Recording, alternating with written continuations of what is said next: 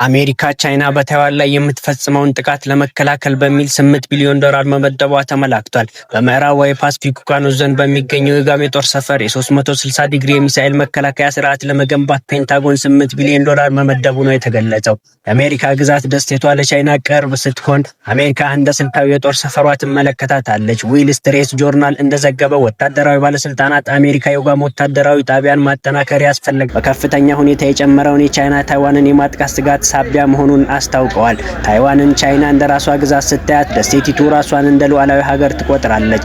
አሜሪካ ከደሴቲቱ ጋር ያላት ግንኙነት ጠንካራ ከመሆኑን ባሻገር ከታይዋን ጋር ያላት ግንኙነት ጠንካራ ከመሆኑን ባሻገር ከታይዋን ጋር ያላት ወታደራዊ ስምምነትን ብትጠቃ ልትከላከልላት የተስማሙበት መሆኑ በቻይናና አሜሪካ መካከል ያለውን የደሴቲቱ ውጥረት እየተባባሰ እንዲቆይ አድርጎታል።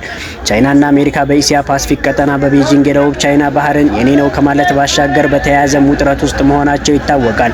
አሁን ደግሞ አሜሪካ የቻይና ታይዋን ላይ ጥቃት ልትፈጽም ትችላለች የሚል ስጋትን ለመመከት ወታደራዊ ዝግጁነቷን ለማረጋገጥ ለጓም ወታደራዊ ጣቢያ የሚሳኤል መከላከያ ስርዓትን ለመገንባት $8 ቢሊዮን መመደቧ ተሰምቷል። ሆኖም ተንታኞች ለአሜሪካ የጓም ወታደራዊ ጣቢያን መከላከልን ማጠናከር በወጪውም ረገድ ውድ መሆኑን ጠቁመዋል። ይኸውም የመከላከያ ስርዓትን መገንባት የቻይና የመካከለኛ ርቀት የባላስቲክ ሚሳኤሎችን የአየር መቃወሚያዎችን መገንባትን የሚያካትት መሆኑ ተመላክቷል። ይሄ ደግሞ በቀላሉ ሊከናወን የሚችል አለመሆኑን ተንታኞች እያመላከቱ ነው። የታይዋን ሰርጥና የደቡብ ቻይና ባህር ከጓም በ2400 ኪሎ ሜትር በላይ ርቀት ላይ እንደሚገኙም ያመላክታል።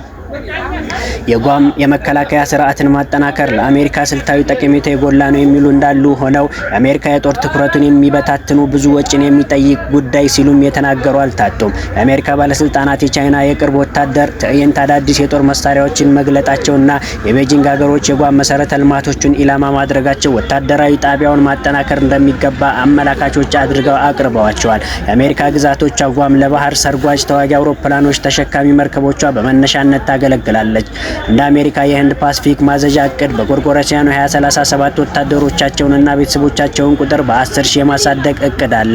ያ ማለትም በጓም ያሉትን ነዋሪዎች ቁጥር ወደ 34,000 ያሳድገዋል። የታይዋን የውጭ ጉዳይ ሚኒስተር ስለ ወል ስትሪት ጆርናል የአሜሪካ የጓም ወታደራዊ ጣቢያ ኢንቨስትመንትን ማሳደግ መረጃ በሰጠው ምላሽ የአሜሪካ እቅድ ቻይናን ተስፋፊነት ለመመከት ያለመ ሲልም አሞካሽቶታል። የውጭ ጉዳይ ሚኒስተሩ አክሎም አሜሪካ በቀጠናው መኖሯ ታይዋንን ብቻ ሳይሆን ሌሎች ሀገራትን የሚጠብቅ ተግባር ብሎታል።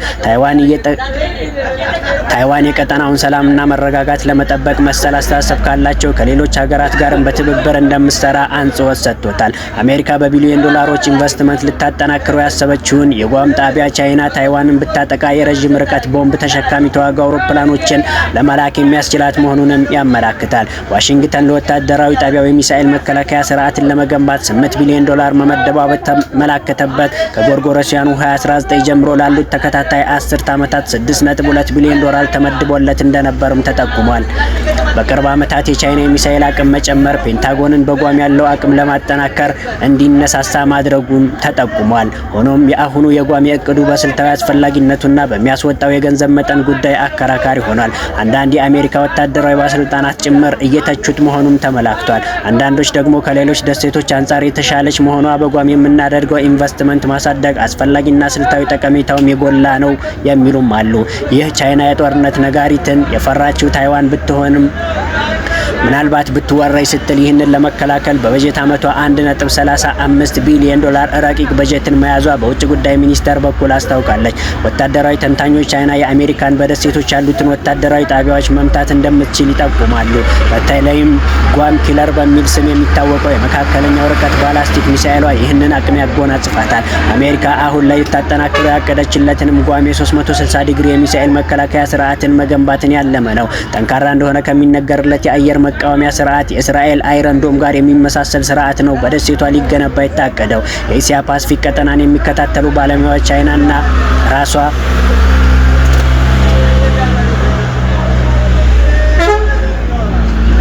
ቻይና እንደ ራሷ ግዛት የምታያትን ታይዋንን በኃይል ለመጠቅለል በዝግጅት ላይ መሆኑን ይናገራሉ።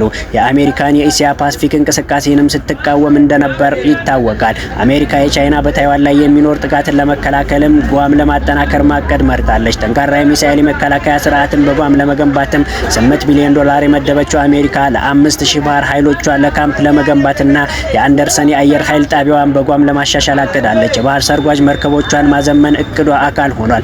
ቻይና ታይዋንን ልታጠቃ ትችላለች የሚል ስጋት ባደረበት በደቡብ ቻይና ባህር ሳቢያ የእስያ ፓሲፊክ ቀጠና ውጥረት ከፍ ባለበት አሜሪካ ለእስያ ፓሲፊክ ቀጠና ቅርብ በሆነው በደሴቱ ጓም የ360 ዲግሪ የሚሳኤል መከላከያ ስርዓትን ለመገንባት አልማለች። ደሴቲቱን የመምታት አቅምን ያዳበረችው ቻይና ድርጊቱን ባትወደውም ታይዋን በደስታ አድንቀዋለች።